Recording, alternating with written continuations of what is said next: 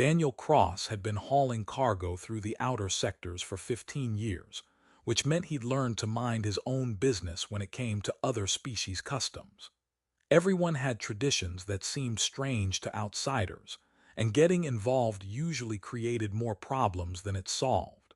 So when he docked his small freight ship at Velshan Station for routine resupply, he planned to be gone within a day, load his next cargo shipment, and move on.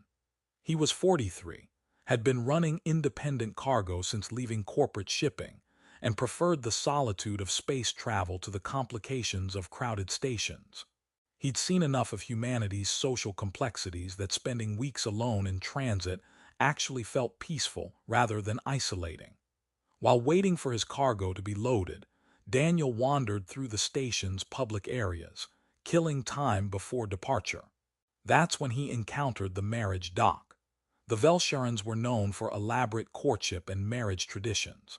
Their culture placed enormous emphasis on youth and beauty, with very specific age parameters for when individuals were considered suitable for marriage. The marriage docks were places where families presented their unmarried members to potential spouses, arranged through complex social negotiations. What caught Daniel's attention was a Velsharan woman sitting alone on a marriage dock platform, dressed in traditional bridal attire but with no attendants, no family, and no prospective spouse approaching. She was perhaps 40 in human equivalent years, which Daniel knew was considered well past their traditional marriage age. Station personnel and passing Velsharans carefully avoided looking at her, treating her presence with deliberate blindness that suggested deep cultural shame. Daniel watched for several minutes, confused. A passing station worker, human like Daniel, explained when asked. The woman was Saris Velmara, left at the marriage dock by her family as final formality before they formally disowned her. Velsharan culture dictated that unmarried individuals past a certain age were shameful failures. Saris had reached the absolute limit of acceptable marriage age without finding a spouse, so her family had brought her here one final time as ceremonial gesture. The expectation was that she'd sit there for the required 6 hours during which anyone could theoretically claim her as spouse, but everyone understood no one would. After the time ended, she'd be formally unmarried and disowned, left to make her own way as a social outcast. Daniel found this custom cruel. Why hasn't she found a spouse before now? The worker explained that Velsharan marriage was highly competitive and status-focused. Saris had apparently had prospects when younger, but a family financial reversal reduced her desirability. By the time her family's fortunes recovered, she was considered too old. She'd spent 15 years in a declining spiral of fewer prospects as she aged past cultural preferences. Daniel observed Saris more carefully. She sat with remarkable dignity despite obvious humiliation, her posture straight, her expression composed. She wasn't crying or showing visible distress, though subtle color shifts in her skin, a Velsharan emotional indicator, suggested profound sadness beneath controlled exterior. There was something in her bearing that spoke to quiet strength rather than defeat, even in circumstances designed to be maximally shameful. Daniel found himself angry at the casual cruelty, a person being publicly discarded because they didn't fit arbitrary age parameters, their worth completely dismissed based on cultural timelines that seemed designed to create artificial scarcity and hierarchy. Almost without conscious decision, Daniel found himself approaching the marriage dock. The station worker tried to warn him off. Getting involved could create diplomatic complications, and besides, what would be the point? Saris was about to be formally disowned, but Daniel wasn't thinking about complications. He was thinking about a person sitting alone, being publicly rejected, and how no one deserved that regardless of age or cultural circumstances. Daniel approached the marriage dock platform where Sarah sat. She noticed his approach, her expression shifting to confusion. A human approaching a Velsharan marriage dock was unusual. Station security also noticed and started moving toward the dock, probably concerned about potential cultural disruption. Daniel addressed Saris directly in standard galactic. I apologize for my directness, but I understand you're at the marriage dock awaiting potential spouses. Is the dock open to any species, or only to Velshirans? Saris's confusion deepened, but she answered with careful formality. Traditionally, the marriage dock is open to any who wish to make a claim, though in practice only Velshirans participate in Velshiran marriage customs. If I were to claim you as spouse according to Velshiran custom, would that claim be legitimate? Saris stared at him, clearly trying to process why a human would even ask this. Yes, technically, any formal claim made at the marriage dock during the traditional waiting period would be binding according to Velshiran law. Then Daniel did something that shocked everyone witnessing. He formally claimed Saris as his spouse, speaking the traditional Velshiran words. He'd learned them from a hastily accessed database, and his pronunciation was probably terrible, but the intent was clear. Saris froze in shock.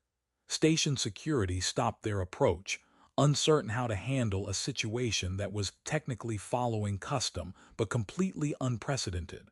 A crowd gathered, including several Velshirans who looked outraged. A Velshiran elder approached the dock, clearly intending to challenge the claim. Daniel stood his ground, stating clearly that he'd made a formal marriage claim according to Velshiran custom during the appropriate waiting period and expected it to be honored according to their law. The elder argued that the custom was for Velshirans, that a human claiming a Velshiran bride was inappropriate and possibly insulting.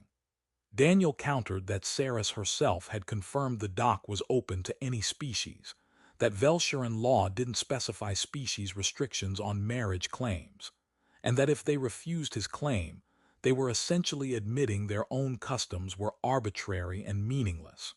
This created a diplomatic problem.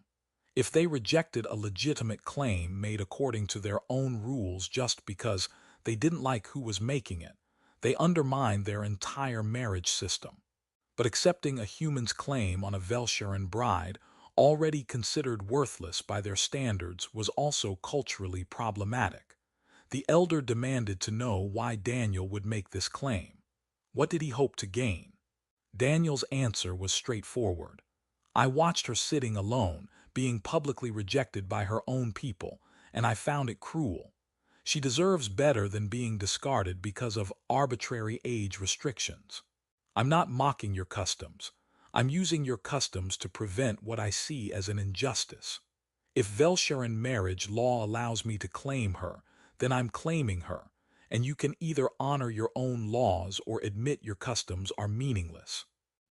Throughout this confrontation, Saris hadn't spoken. She was watching Daniel with an expression that suggested she was trying to understand his motivations. The elder reluctantly conceded that the claim was technically legitimate. However, he warned that marriage between species was complex, that Velshiran marriage came with specific obligations and expectations. Daniel asked Saris directly, "Will you accept my claim?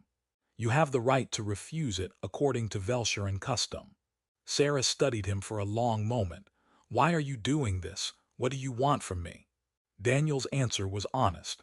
"I want nothing except to prevent you from being abandoned like you're worthless. I'm not expecting anything from you beyond basic civility. If you accept my claim, we'll figure out what our marriage means together." Saris accepted the claim. Her voice was quiet but firm, stating the traditional words that constituted acceptance of a marriage proposal. The crowd's reaction was mixed: outrage from some Velshirans, fascination from others, and complete bafflement from the station's human population. The marriage was formalized through a brief ceremony conducted by the elder, who made his disapproval clear even as he followed the required rituals. According to Velshiran law, Daniel and Saris were now married. Daniel's cargo ship was cramped, utilitarian, clearly lived in by someone who spent most of their time alone. He apologized for the conditions, explaining his ship's limitations, and offered Saris the small sleeping cabin while he'd take the cargo bay. Saris was quiet, still processing what had happened. She asked Daniel again in private why he claimed her. What did he actually want? Daniel sat down and explained more fully. I've spent 15 years in space mostly alone, and I've seen a lot of different cultures' customs. Some I respect, some I find strange but harmless, and some I find needlessly cruel. Watching you being abandoned at that dock fell into the last category. He paused. I know this creates complications. We're married now according to your culture's law, but we're strangers from different species. I don't have a clear plan for what comes next. I just knew I couldn't watch someone be discarded like that without doing something. What do you expect from our marriage? Daniel admitted he wasn't entirely sure. I know Velsharan marriage involves specific obligations. Spouses are expected to support each other financially and socially. But I also know our circumstances are unusual. I'm willing to provide for you as my spouse, to share my life and my ship with you. But I don't expect you to pretend feelings you don't have or fulfill obligations you're not comfortable with. We'll figure out what our marriage means as we go. Saris was quiet, then told Daniel about herself. I'm 43 in Velsharan years, 5 years past what my culture considers the absolute maximum acceptable marriage age. I was engaged twice when younger, but both engagements were broken when my family's financial situation changed. As I got older and remained unmarried, I became increasingly unmarriageable. She paused. The shame of my unmarried status reflected on my family, creating pressure that led to them eventually abandoning me at the marriage dock. She explained she was trained in Velsharan domestic management and financial administration, skills that were supposed to make her valuable as a spouse, but she'd never actually applied them. I'm telling you this so you understand what you've actually gotten. A spouse with no resources, no connections, and no practical experience despite my training. Daniel's response was pragmatic. My ship doesn't need domestic management in the Velsharan sense. It's too small for that. But having another person aboard could actually be useful. I've been running cargo solo for 15 years. If you're willing to learn the basics of cargo hauling and ship maintenance, you could contribute meaningfully to our partnership. He continued, as for resources and connections, I'm not wealthy myself. I make enough to maintain my ship and cover expenses. If you can accept a fairly simple, working-class existence aboard a small cargo ship, then we'll figure it out together. Saris accepted this proposal. Over the following weeks, they began the awkward process of learning to live together.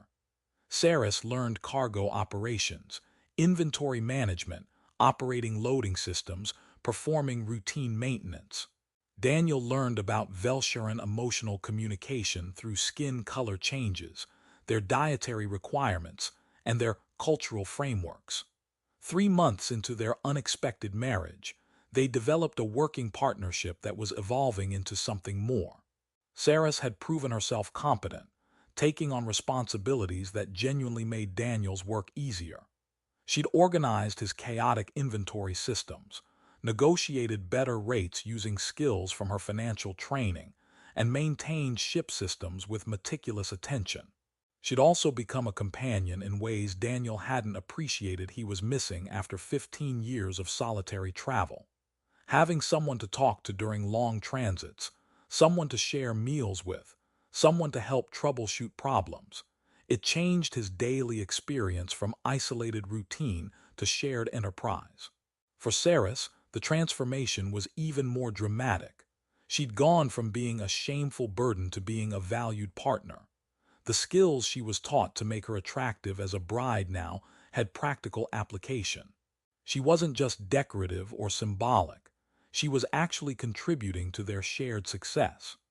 6 months after their marriage, when they docked at a station with significant Velsharan population, Saris encountered some members of her former social circle.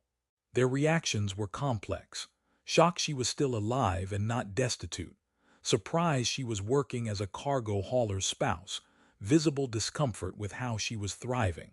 Saris handled the encounter with composure, explaining she'd found a life that valued her contributions rather than measuring her by arbitrary age standards. When one suggested she must be so grateful a human was willing to take her in, Saris corrected them firmly. My husband chose me, not out of pity but because he saw worth that my own people missed. That evening, back on the ship, Saris thanked Daniel for something specific. Not just for claiming her at the dock, but for treating her like a partner rather than a charity case. Velsharan culture was so focused on youth and status that people in her position were often treated as if they'd failed at being worthy people. Daniel had never treated her that way. Daniel's response revealed his own perspective. I claimed you because I was angry at the injustice, but I've come to genuinely value our partnership. You're not a burden I'm carrying. You're a capable person who was given a chance to apply her abilities. If anything, my life is better with you in it. This conversation led to a shift from pragmatic partnership to something more emotionally intimate. They'd been married by law for months, but they began developing the emotional connection that made the marriage feel real. A year after their marriage, they returned to Velshan Station. Word had spread about the human trader who married an unmarriageable Velsharan woman and how she was thriving. It had become controversial. Conservative Velsharans saw it as proof humans didn't understand their culture, while progressive Velsharans pointed to it as evidence their marriage customs needed reform. When Daniel and Saris arrived, they were approached by several young Velsharan women approaching the age where they'd be considered too old for marriage. These women wanted to meet Saris, to understand how she built a life after being rejected. Saris spoke to them honestly about her experience, the shame of being unmarried past acceptable age, the humiliation of the marriage dock, but also the unexpected liberation of finding that life didn't end just because Velsharan culture said she'd failed. She'd found purpose, partnership, and value in a life that didn't conform to their expectations. Some elders criticized this conversation, suggesting Saris was undermining their cultural values. But Daniel pointed out that he didn't create the situation, he just responded to it. If Velsharan culture was going to discard people as worthless based on arbitrary age standards, they couldn't complain when those people found worth and happiness outside their cultural framework. The story ended with Daniel and Saris having fully integrated their lives. Their partnership was successful. Their relationship had deepened into genuine love neither expected, and they'd become unintentional symbols of how rigid cultural standards could miss the actual worth of individuals. Saris reflected that being left at that marriage dock was the worst day of her life, the culmination of years of shame and rejection. But it was also the day she met Daniel, the day someone chose her not despite her age or reduced status, but simply because he saw her as a person who deserved better. That choice had changed everything. Daniel reflected that he'd acted on impulse, motivated by anger at injustice rather than any clear plan. But that impulsive choice had given him a partner, a companion, and eventually a genuine love that enriched his life. A reminder that worth is not defined by age, status, or cultural approval, but by being seen and chosen without conditions.